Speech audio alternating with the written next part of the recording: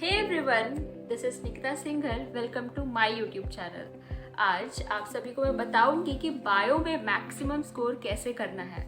मेरे खुद 360 out of 360 आए थे और क्या मतलब किस तरीके से अपना इतना स्कोर लाना है।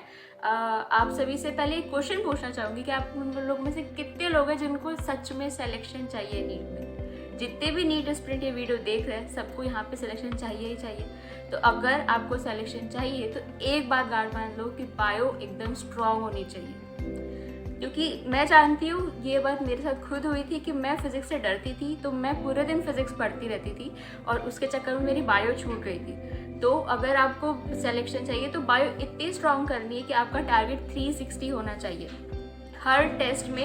इवन जो आपके क्लास में क्लास टेस्ट हो रहे हैं, मॉक टेस्ट हो रहे हैं, वगैरह वगैरह, सब में 360 का टारगेट होना चाहिए।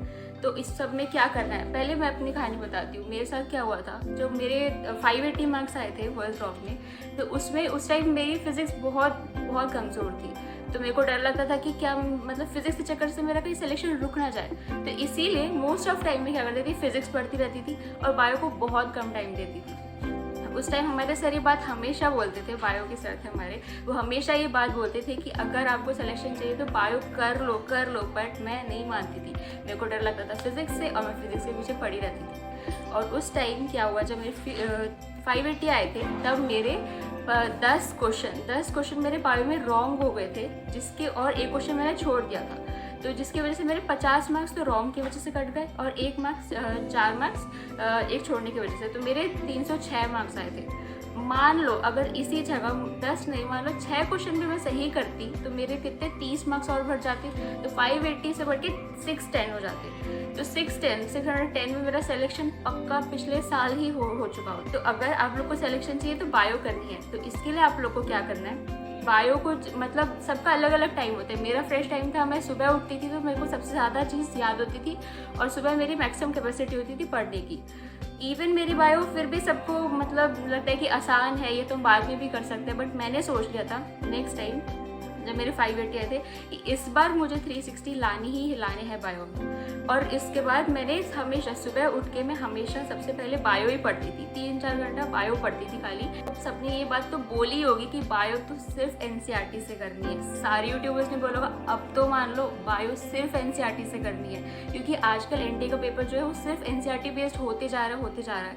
इवन जितने भी क्वेश्चन आते हैं वो पूरे एनसीईआरटी से आ रहे हैं। मान लो अगर 2-3 क्वेश्चन बाहर से आ भी जाते हैं तो कितने मार्क्स कट जाएंगे, 10-15 मार्क्स आपके। अगर आप उतने सिक्योर कर लेते हो जितने आपके 10-15 मार्क्स के अलावा जितने मार्क्स रह रहे हैं, 345 मार्क्स उतने सिक्योर कर लोगे तो फिर भी सिलेक्शन होगा ना। उन 2-3 क्वेश्चन के पीछे क्यों मॉड्यूल्स के पीछे भाग लो। एनसीईआरटी बायो के लिए आपको क्या करना है, सिर्फ एनसीईआरटी पढ़नी है, ओनली एनसीईआरटी। जो आकाश के मॉड्यूल्स है या एलन के मॉड्यूल्स है, जो भी कोचिंग आप जा रहे हो उनके मॉड्यूल्स नहीं पढ़ने हैं, सिर्फ एनसीईआरटी पढ़नी है। और अगर आपको स्ट्रॉन्ग करें तो आपको सबने ये बोला होगा कि आपको 20 बार पढ़नी होगी बायो।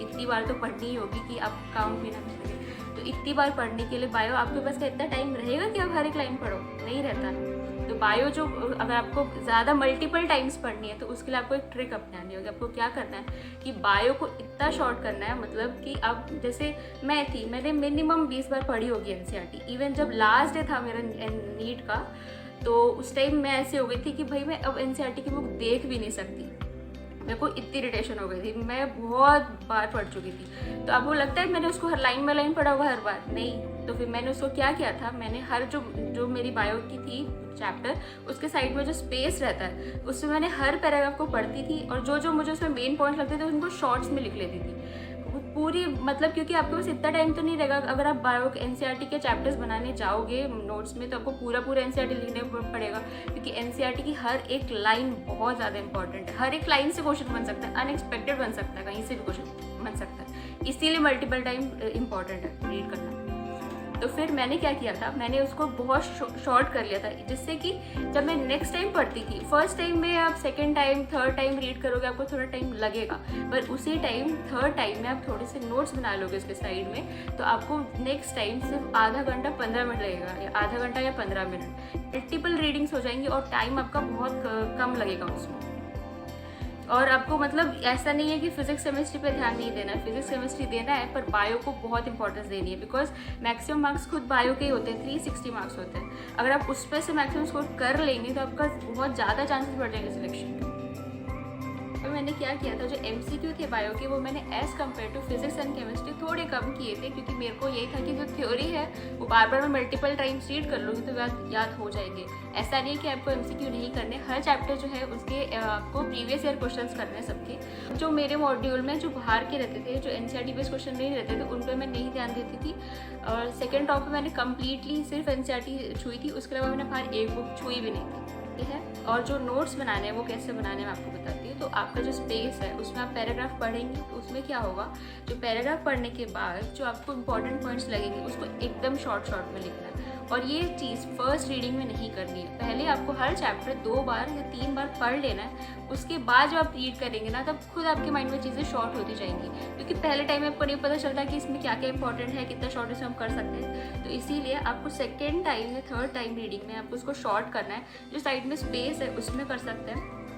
रीडिंग बहुत ज़्यादा करोगे ना तो उसमें क्या होगा, जब आपका नीट का पेपर आएगा तो नीट के पेपर में आपको टाइम बहुत कम लगेगा। 40 मिनट्स में आपको सारे करने हैं क्वेश्चन। अगर आपने रीडिंग नहीं की होगी तो क्या होगा, आप कन्फ्यूजन होगा माइंड में कि क्या ये यही पढ़ा था नहीं पढ़ा था, टाइम लगेगा रिकॉल करने में। अगर बहुत बार पढ़ लिया तो रिकॉल करने में टाइम बहुत कम लगता है, तो टाइम मैनेजमेंट भी हो जाएगा इससे और स्कोर भी बढ़ जाएगा। तो इसीलिए मतलब ये है कि बहुत स्कोरिंग सब्जेक्ट है, बहुत ज़्यादा स्कोरिंग।